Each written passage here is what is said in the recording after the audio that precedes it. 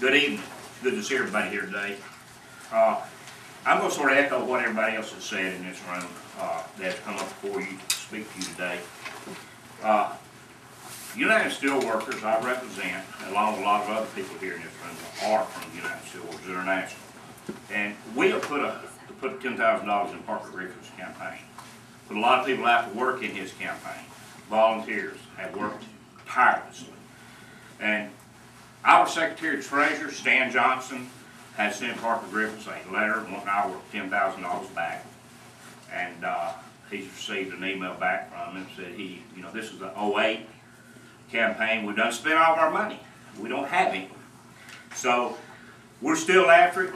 We're going to get it. If it's possible to get it back, we will get it. The Steelworkers made sure that we got our votes out in Congressional District 5 here in the Tennessee Valley, Parker Griffith.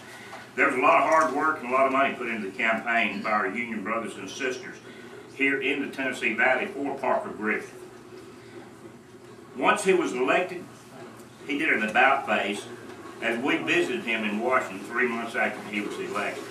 Shane Mitchell was with us, and we talked with him about several different issues that he had sat down at that time with Stan Johnson was our director and Kevin Johnson.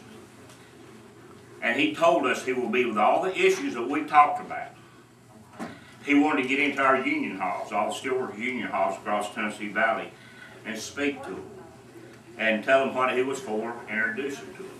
And we done a great job of getting our union members out to vote, Steelworkers.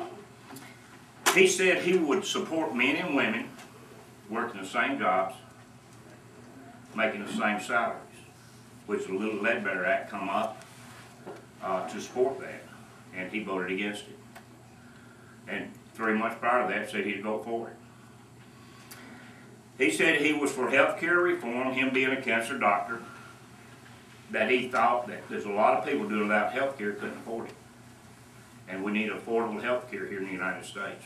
And he was going to Washington, D.C. to make sure that happened. As you know, he supported the public option, which would lower the cost of health care. Pre-existing conditions with no discrimination, he was for that. And taxing health care, he was not for taxing health care that run over the $2,000 mark each year or each month for union members or non-union members. He was not for that. He went to every Steelworker Hall in North Alabama, along with our people, Laura Aldridge, SCA Tissue, Smooth Parker, IP, Wise Aluminum, and every one of them in between to get the vote out. And we supported it, as it did. And then when the EFCA come up, while he was in these halls talking to all these people, the Employee Free Choice Act was #1 on his list to get it passed in Washington when he got there. That was his main objective. We got to visit him in Washington 3 months after he was elected. First thing I asked him was, how about the Employee Free Choice Act? EFCA, you with us on it? He said, oh no, Mr. England, I don't think I can vote on that. You need to get over to the United States Senate and get it passed over there before it comes back over here, and I'm going to reconsider. And which he had told us, sitting in meeting after meeting, at hall after hall, that he would support the Employees Free Choice Act, which he did not. Now, people in Tennessee Valley up here in District 5,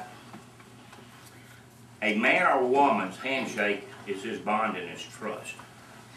And as we trusted Parker Griffith through our times supporting him and getting out to get people to knock on doors, put flowers on doors in his behalf. Now you be the judge how much you can trust or believe Parker Griffith and his bond to you. You people in this congressional district need to understand that. Thank you for listening to me, and y'all have a great day.